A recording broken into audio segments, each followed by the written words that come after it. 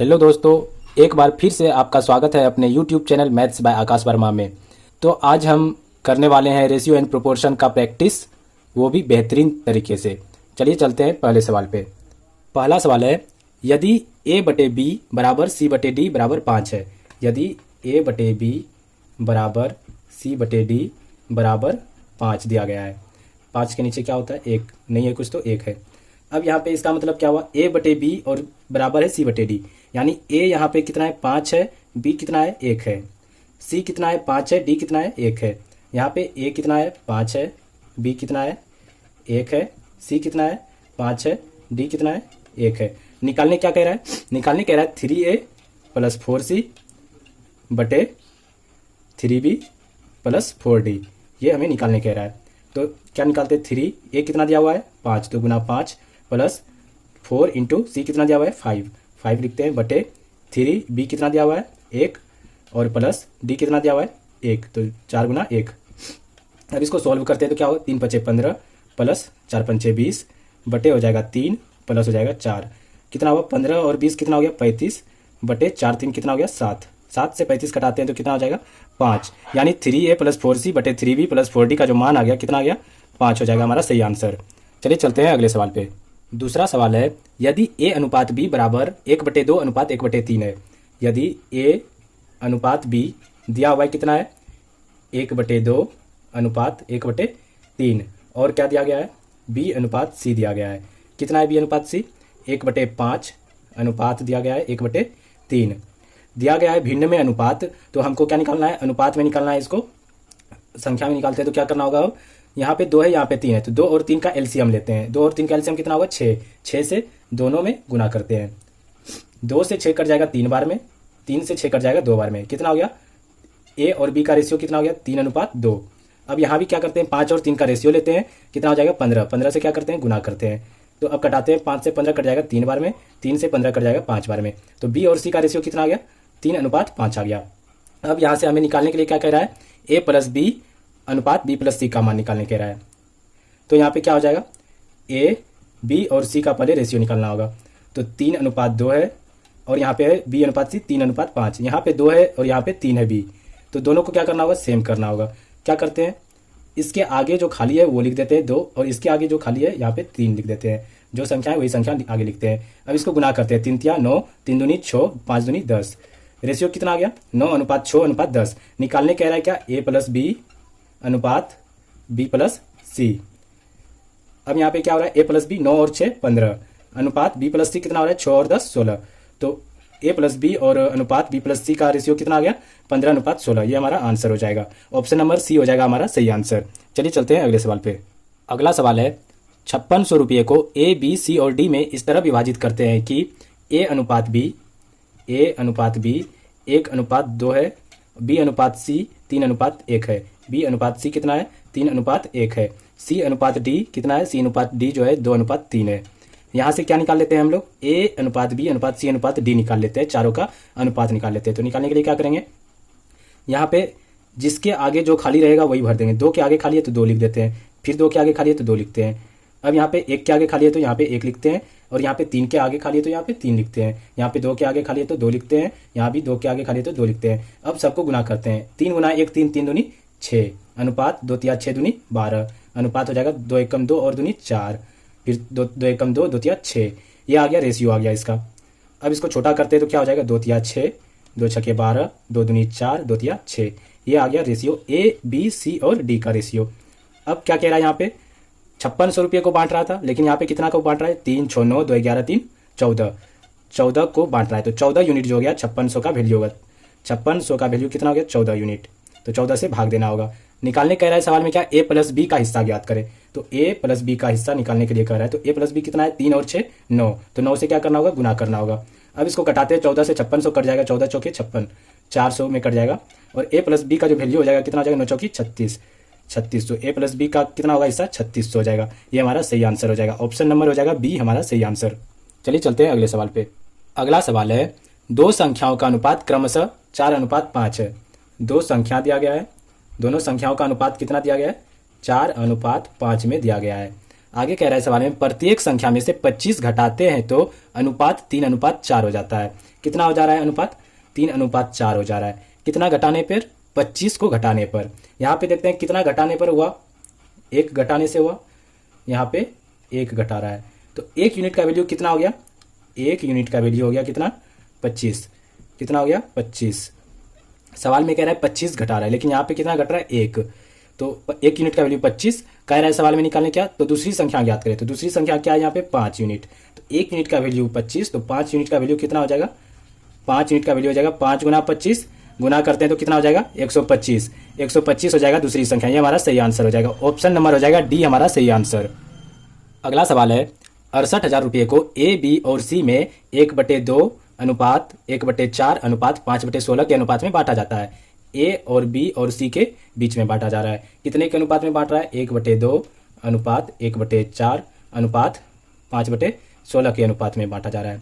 यहाँ पे किस में बांट रहा है? भिन्न में बांट रहा है, फ्रैक्शन में बांट रहा है। इसको हमें नंबर में लाना है। तो नंबर में लाने के लिए क्या करते हैं? इनके डिनोमिनेटर का एलसीएम ले लेते हैं। 2, 4, 16। 2, 4, 16 का एलसीएम कितना हो जाएगा?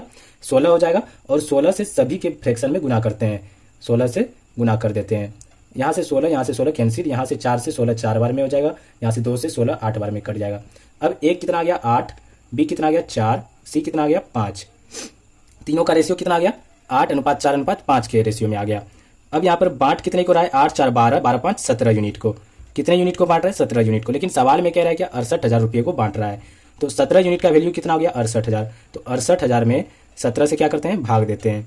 सवाल में निकालने क्या कह रहा है? सबसे बड़े और सबसे छोटे भाग का अंतर ज्ञात करें। सबसे बड़ा कौन है? 8, और सबसे छोटा कौन है? 4। दोनों के भाग में कितने का अंतर है? 4 का अंतर है। कितने का अंतर है?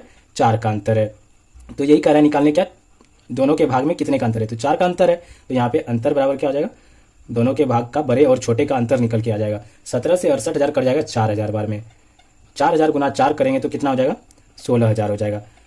सबसे बड़े भाग और सबसे छोटे भाग का अंतर कितना हो गया? 16,000 रुपये हो गया। ये हमारा सही आंसर हो जाएगा। ऑप्शन नंबर हो जाएगा ए हमारा सही आंसर। चलिए चलते हैं अगले सवाल पे।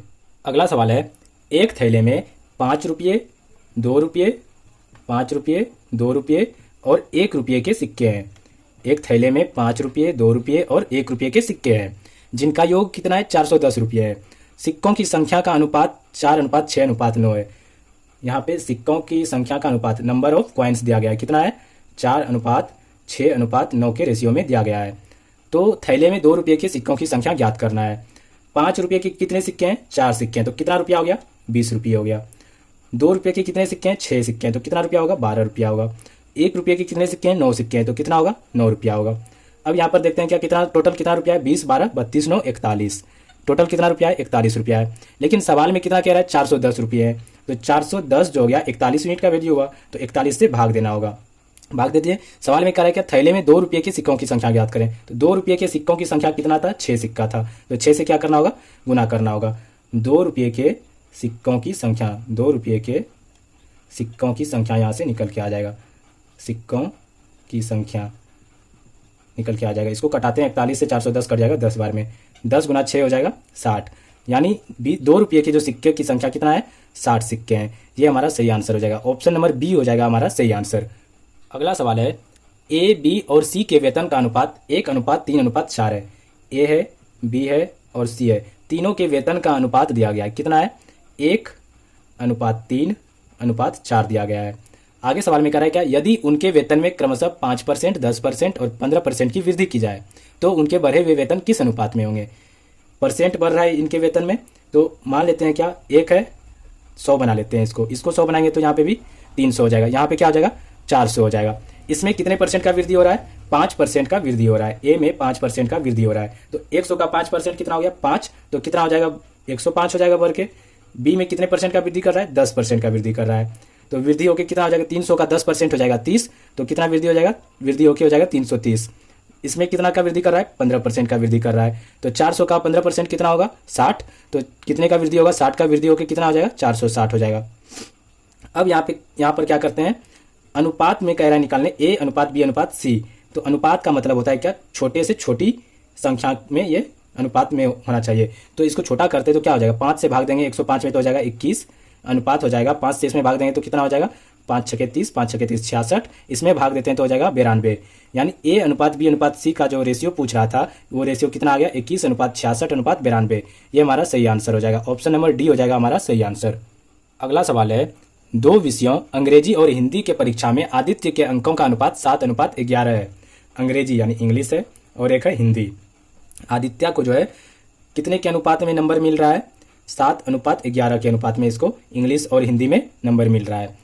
आगे सवाल में कह रहा है क्या, यदि अंग्रेजी की तुलना में उसे हिंदी में 20 अंक अधिक मिलते हैं तो अंग्रेजी में उसे कितने अंक मिले? यहाँ से देखते हैं क्या कितना अधिक मिल रहा है। 7 से कितना अधिक मिल रहा है? 4 अधिक मिल रहा है हिंदी में, तो 4 यूनिट अधिक मिल रहा है। लेकिन सवाल में क्या कह रहा है? 20 अंक अधिक मिलते हैं, तो 4 यूनिट का वैल्यू क्या हो गया? 20 हो गया। तो 1 यूनिट का वैल्यू कितना हो जाएगा? 1 यूनिट का वैल्यू कितना हो जाएगा?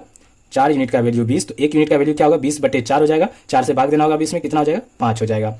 सवाल में निकालने क्या कह रहा है? अंग्रेजी में उसे कितने अंक मिले? तो अंग्रेजी में कितना मिला था? 7 यूनिट। 1 यूनिट का वैल्यू 5, तो 7 यूनिट का वैल्यू कितना हो जाएगा? 7 यूनिट का वैल्यू हो जाएगा कितना? 7 × 5। तो अंग्रेजी में उसे कितना अंक मिला? 35 अंक मिला होगा। ये हमारा सही आंसर हो जाएगा। ऑप्शन नंबर हो जाएगा सी हमारा सही आंसर। अगला सवाल है, यदि 25,000 रुपयों को ए बी तथा सी में बांट रहा है, कितने रुपये को? 25,000 रुपये को। और किस अनुपात में बांट रहा है? 1/10 अनुपात 1/106 अनुपात 1/15 के अनुपात में बांट रहा है। जब भी रेशियो फ्रैक्शन में दिया रहे तो उसके डिनोमिनेटर का एलसीएम लेते हैं। तो 10, 6 और 15 का एलसीएम लेंगे। कितना हो जाएगा? 10, 6, 15 का एलसीएम होगा 60, और 60 से क्या करेंगे? गुना कर देंगे सभी में।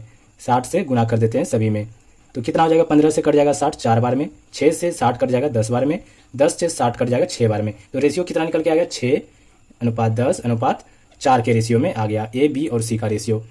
अब यहाँ पर क्या कह रहा था? 25,000 रुपये को बांट रहा था। यहाँ पे देखते हैं कितने रुपये को बांटा है। 6, 10, 16, 16, 4, 20। कितने यूनिट को बांटा है? यहाँ पे 20 यूनिट को बांटा है। लेकिन सवाल में कह रहा है कि 25,000 रुपये को बांटा है, तो 20 यूनिट का वैल्यू कितना हो गया? 25,000। तो 25,000 में किससे भाग देंगे? 20 से भाग देते हैं। सवाल में निकालने क्या कह रहा है? निकालने कह रहा है क्या? सी को कितने रुपये मिलेंगे? तो सी को कितने रुपये मिलेंगे? 4 यूनिट। तो 4 से क्या करना होगा? गुना करना होगा। तो ये सी का हिस्सा निकल के आ जाएगा। यहाँ से कटाते हैं 1 0 1 0 कैंसिल, 2 से 4 कट जाएगा 2 बार में। तो 2500 गुना 2 करते हैं तो क्या आ जाएगा? 5,000 आ जाएगा। तो सी का हिस्सा कितना है? 5,000 है। ये हमारा सही आंसर हो जाएगा। ऑप्शन नंबर ए हो जाएगा हमारा सही आंसर। अगला और अंतिम सवाल है, ए और बी के आय का अनुपात 3:2 है। ए है और बी है, दोनों के आय का अनुपात दिया गया है। कितना दिया गया है? 3:2 के रेशियो में दिया गया है। आय का अनुपात दिया गया है यानी इनकम। तो अनुपात में दिया गया, तो मान लेते हैं कि इसका ए का कितना है? 3x है और बी का कितना है? 2x है। और क्या दिया गया? और उनके व्यय का अनुपात 4:3 है, यानी एक्सपेंडिचर का अनुपात क्या दिया गया है? 4:3 दिया गया है। और क्या कह रहा है सवाल में? तथा उनकी बचत क्रमशः 2,000 रुपये। सेविंग जो कर रहा है कितने का कर रहा है? ए कर रहा है 2,000 का, तो बी कितने का कर रहा है? 1,000 का कर रहा है। अब यहाँ पर हम निकालने कह रहा है क्या? ए और बी की आय ज्ञात करें। तो निकालने के लिए क्या करते हैं? अगर हम इनकम में बचत को, आय में बचत को घटाते हैं तो हमें प्राप्त होता है खर्च। आय कितना है? ए का 3x है और ए का बचत कितना है? 2,000। घटाते हैं अगर आय में बचत को तो क्या प्राप्त होता है हमें? एक्सपेंडिचर, खर्च प्राप्त होता है। तो कितना है इसका? 4 है। और बी कितना है? इनकम आय कितना कर रहा है? 2x, और इसमें सेविंग को उसका घटाते हैं। बी सेविंग कितने का कर रहा था? 1,000 का। 1,000 घटा दिए तो इसका खर्च कितना है? 3 है, तो क्या हो जाएगा? 3 हो जाएगा। अब क्रॉस मल्टीप्लिकेशन करते हैं। 3 तिया 9x माइनस 3 दूनी 6,000 बराबर क्या हो जाएगा? 4 दूनी 8x माइनस 4 गुना 1,000 कितना हो जाएगा? 4,000। अब 9 में 8x घटाते हैं तो हो जाएगा 1x, यानी x बराबर इधर हो जाएगा -4,000, इधर हो जाएगा +6,000। कितना हो जाएगा? 2,000। x का वैल्यू कितना आ गया? 2,000 हो गया। तो पूछा जा क्या रहा है? पूछा जा रहा है क्या? ए और बी के आय का अनुपात। तो आय का अनुपात कितना है? 3x है। ए का आय कितना है? 3x है, तो कितना हो जाएगा? 3 गुना 2,000। ए का आय कितना निकल के आ गया? 6,000 हो गया। अब यहाँ पर क्या कह रहा है? बी का कितना है? तो बी का कितना है? 2x, 2 गुना 2,000 कितना हो जाएगा? 4,000 हो जाएगा। ए और बी का क्या आ गया? आय आ गया। तो ए कितना है? 6,000 कमा रहा है, तो बी कितना कमा रहा है? 4,000 कमा रहा है। ये हमारा सही आंसर हो जाएगा। ऑप्शन नंबर हो जाएगा ए हमारा सही आंसर। उम्मीद करते हैं कि आपको ये प्रैक्टिस सेशन अच्छा लगा होगा। अगर अच्छा लगा हो तो वीडियो को लाइक और अपने दोस्तों के साथ शेयर जरूर करें, और हाँ, चैनल को सब्सक्राइब भी जरूर कर लें। धन्यवाद।